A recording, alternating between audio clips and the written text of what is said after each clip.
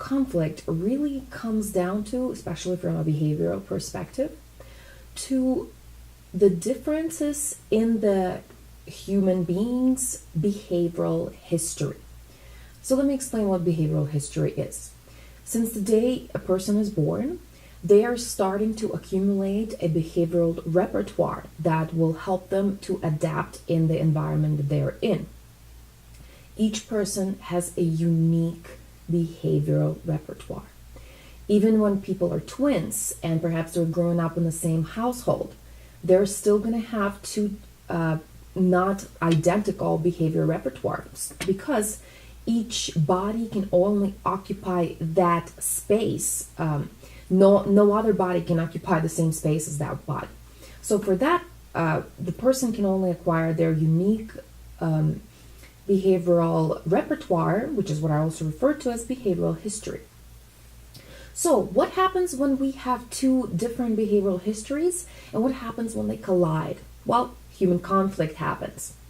When we have two people that have completely different behaviors that they have learned of how to deal with certain situations, and when they're faced with a person who obviously does not have the same repertoire or doesn't even come close or comes from a completely opposite perspective on things, that's when human conflict occurs.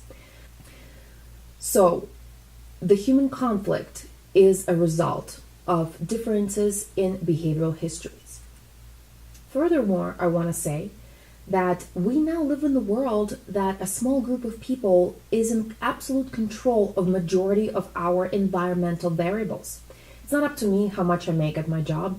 It's not up to me how much I pay for things. It's not up to me how much healthcare I have, how much retirement money I'm going to have. Those things are in control of a small group of the elites who are manipulating our environments in order to control our behavior. So when you see people with different behavioral histories, understand that that is by design.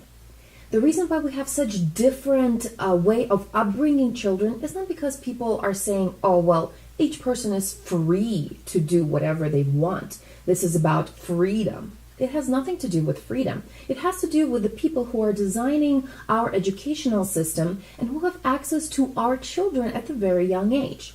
When they do have that access, they're able to manipulate behavioral histories of children in order to create different groups of conflicting behavior and repertoire. So that's why we will have a group of people in one town, raised more in a religious aspect. They're not exposed to science. They criticize science, versus a different town where there is let's say a liberal college. It's more progressive. There's more scientific information that's presented to the population. Why is that done? Well, because at the end, the controlling group of people, the elites, really just want people to engage in conflict. Because while they engage in the conflict, that takes up time, and that takes time away from actually doing things that are going to help our society.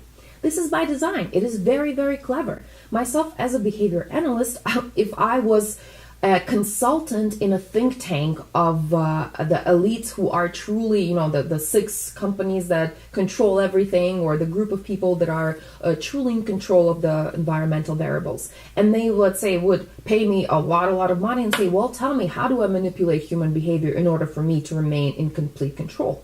Those are the exact things that I would recommend for them to do. Well, first of all, you need to occupy people from taking time to learn and understand what you're actually doing. So we need to create a ton of distraction. And the best way to create distraction is to instill confidence since the very beginning. How?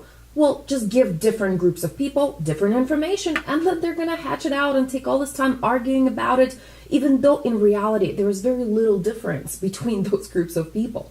We're all just working class people who are struggling. We want to feed our families. We want to take care of our communities. That's what we want.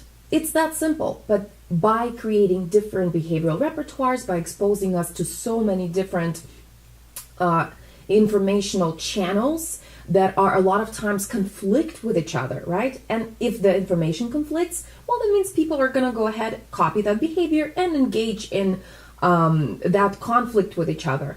It takes time. right? To engage in that conflict. It takes time to sit on Facebook and, type things that you don't like or complain about other things.